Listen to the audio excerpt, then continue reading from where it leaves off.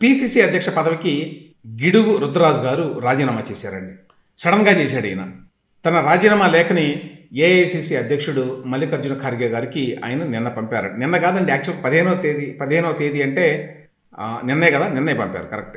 ఆయన తన రాజీనామా లేఖని ఏఐసిసి అధ్యక్షుడు మల్లికార్జున ఖార్గేకు నిన్న పంపించారట. ఇది ఎందుకు ఆసక్తికరం అంటే, షర్మిల గారికి లైన్ క్లియర్ అయింది అని చెప్పి అనుకోవాలి. దీన్ని బట్టి షర్మిల గారికి ఏపీసీసీ అధ్యక్ష పదవిని ఇస్తారని చెప్పి గత కొంతకాలంగా జరుగుతున్న ప్రచారం తెలుసు మనకి. ఆవిడ కూడా మరి ఆ రకమైన మెసేజే ఇస్తున్నారు, త్వరలో నాకు ఇస్తారు అని. సో ఇప్పుడు గిడుగు రుద్రరాజు గారు రాజీనామా చేశారు అంటే షర్మిల గారి రాక సుగమం అయిందనమాట. సో 2-3 రోజుల్లో బహుశా గిడుగు రుద్రరాజు గారు రాజీనామా చేశారు కాబట్టి, ఎవరో ఒకరిని అపాయింట్ చేయాలి కాబట్టి, ఇప్పుడు అసలు ఆయన రాజీనామా చేయడానికి కారణం ఏదీ లేదు కాబట్టి ఖచ్చితంగా వైఎస్ షర్మిల గారి నియామకం కోసమే ఈ రాజీనామా చేశారని చెప్పి అనుకోవాలండి.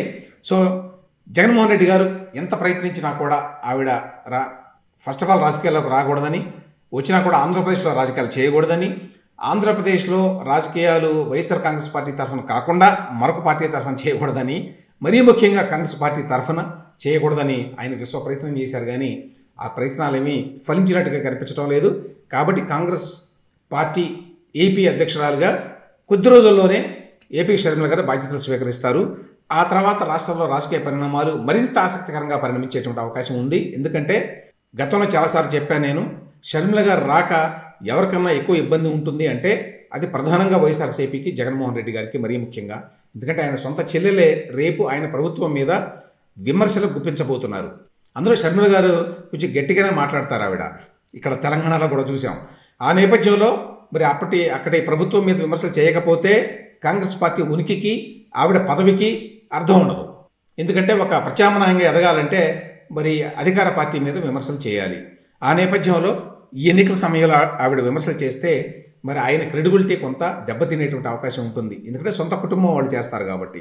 అది కాకుండా ఆయన ఓటు బ్యాంకును కూడా ఎంతో కొంత ఈవిడ చీల్చేటువంటి అవకాశం ఉంటుంది. అనిల్ కుమార్ గారు రంగంలోకి దిగితే క్రిస్టియన్ ఓట్లు కొంత మేరకి చీలిపోయేటువంటి అవకాశం ఉంటుంది. అదేవిధంగా జగన్మోహన్ రెడ్డి గారి దగ్గర ఎవరైతే అసంతృప్తితో ఉన్నారో, ముఖ్యంగా రెడ్డి సామాజిక వర్గానికి చెందిన వాళ్ళు, అదేవిధంగా గతంలో కాంగ్రెస్ పార్టీతో ఎక్కువ అనుబంధం ఉన్నవాళ్ళు, ఈ 2 రకాల వాళ్ళు వెంటనే షర్మిల గారి వైపు చూస్తారండి ప్రత్యామ్నాయంగా. ఎందుకంటే కాంగ్రెస్ పార్టీ పెద్ద పార్టీ కాబట్టి, ఆవిడకి నాయకత్వం వహిస్తోంది షర్మిల గారు కాబట్టి ఎంతో కొంత ఇంపాక్ట్ ఉంటుంది. ఆవిడ రావడం వల్ల మొత్తంగా సమూలంగా ఆంధ్రప్రదేశ్ రాజకీయాలు ఏవో మారతాయి అని చెప్పి అనుకోవడానికి ఏమాత్రం లేదు. కానీ ఆవిడ రాక, ఈ ఎన్నికల సమయంలో రాక ఖచ్చితంగా ఆంధ్రప్రదేశ్లో రాజకీయాల మీద ఎంతో కొంత ప్రభావం చూపబోతోంది.